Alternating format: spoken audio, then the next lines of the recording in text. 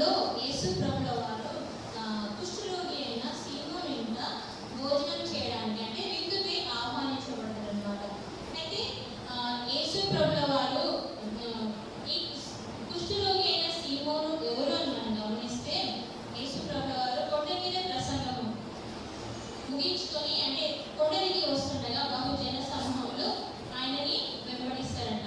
ఎందుకు అంటే ఆయన చేసే సూచక క్రియలే కానీ, ఆయన చేసే అద్భుతాలను, ఆయన చేసే బోధన వినడానికని జనులు తండోపతండంగా ఆయనను వెంబడించేవారుగా మనం చూస్తాం. అయితే అట్లా ఆయన కొండ మీద ప్రసంగం ముగించుకొని వస్తుండగా ఏమైందంటే, అందులో బహుజన సమూహం నుంచి ఒక కుష్ఠరోగి వచ్చి ఏమంటాడంట, ప్రభువా నీకు ఇష్టమైతే నన్ను శుద్ధిగా చేయవా అని అంటాడు. అంటే ఆయన విశ్వాసాన్ని, ఆ రోగి యొక్క విశ్వాసాన్ని దేవుడు చూసి ఏం చేశాడంట, అక్కడ ఆయనను తాకి కొట్టి స్వస్థపరిచినట్టుగా మనము లేఖన భాగంలో చూస్తాం అన్నమాట. అయితే ఈ కుష్ఠరోగి అయిన సీమోను అక్కడ స్వస్థపరచబడిన ఆ వ్యక్తి ఒకటే అయిండొచ్చు బహుశా అని అనుకోవచ్చు. అంతేకాకుండా అంటే ఈ సీమోను ఎవరు అని అంటే ఈయన కుష్ఠరోగి కలవాడు కాబట్టి ఈయన స్వస్థత నుండి కుష్ఠరోగం ఉన్న వారిని సమాజం బయట ఉంటారు, అంటరాని వారిగా చూస్తారు. వారిని సమాజంలో రాని ఊరిని దూరంగా ఉంచేవారు ఆ కాలంలో. అయితే ఈయన సమాజంలో జీవిస్తున్నాడు అంటే తన కుష్ఠరోగము ఎక్కడో యేసు ప్రభుల ద్వారా స్వస్థత పొంది ఆ రోగం నుంచి విముక్తి పొంది అయి ఉండొచ్చు.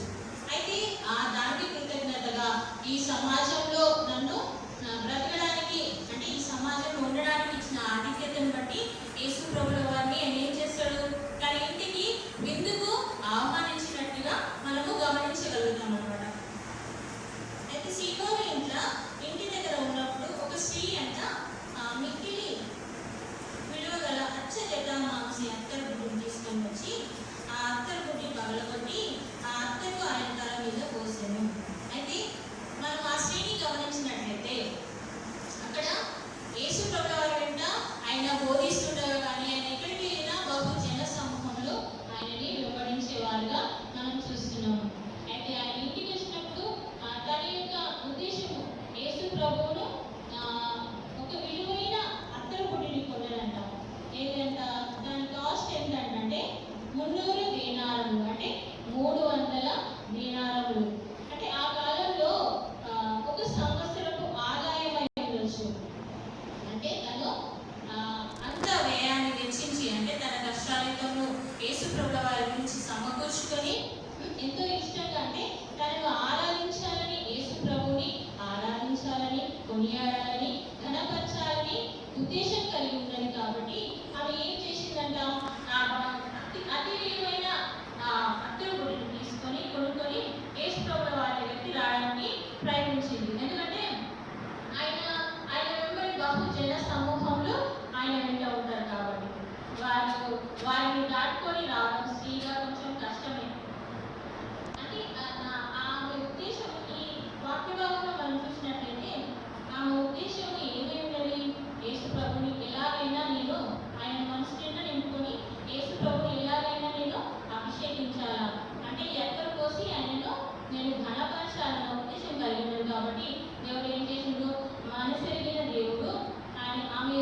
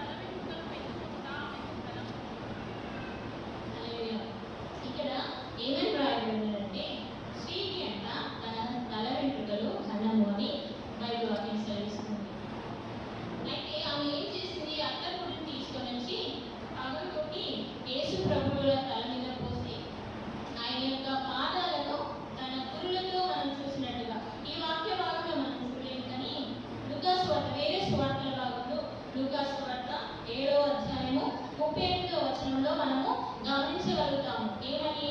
ఆమె యొక్క కురులతోటి యేసు ప్రభుల పాదాలను తుడిచినట్టుగా. అంటే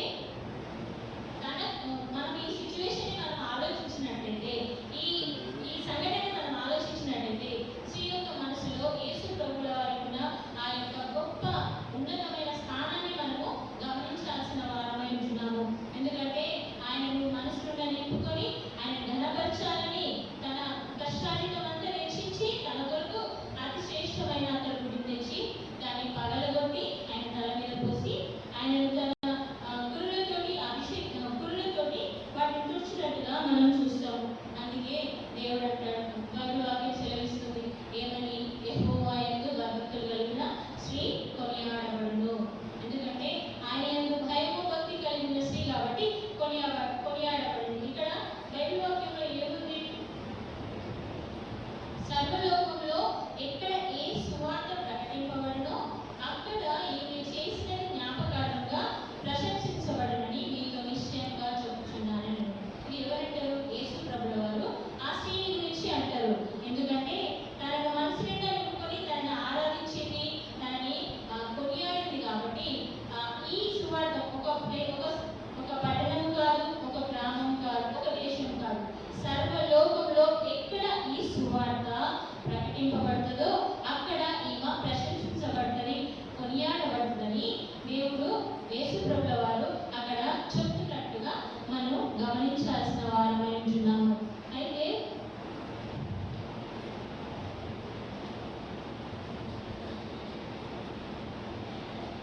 ఇక్కడ అతని గుడిని పగలగొట్టి యేసు ప్రభుల వారి మీద పోసినప్పుడు, తల మీద పోసినప్పుడు అక్కడ కొందరు కొనుక్కుంటారంట, సనుక్కుంటారంట. ఇంత శ్రేష్టమైన దాన్ని పగలగొట్టినము, దీన్ని అమ్మి విధులకు ఇయ్యచ్చు కదా అని ఆమెతో అంటే యేసు ప్రభుల వారు ఆమె జోలికి పోవద్దు, ఆమె మంచి కార్యమే చేసింది. ఎందుకంటే వీధులైనప్పుడు మీతో ఉంటారు, నేను మీతో ఉండను కనుక బైబిల్ వాక్యం సెలవిస్తుంది. ఎక్కడ అంటే ద్వితీయోపదేశకాండము 15వ అధ్యాయము 11వ వచనంలో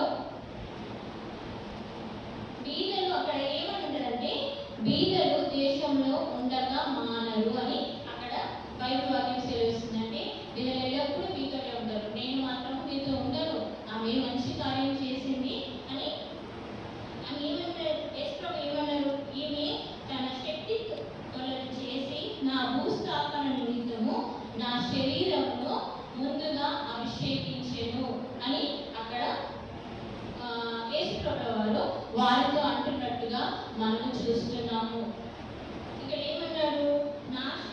నా భూస్థాపన నిమిత్తము నా శరీరమును ముందుగా అభిషేకించెను అని యేసు ప్రభుల వారు అక్కడున్న వారితో చెప్తున్నట్టుగా మనం చూస్తున్నాము. అయితే అభిషేకము అంటే ఏంటిదంటే ఒకసారి మనము గమనిస్తాము. అభిషేకం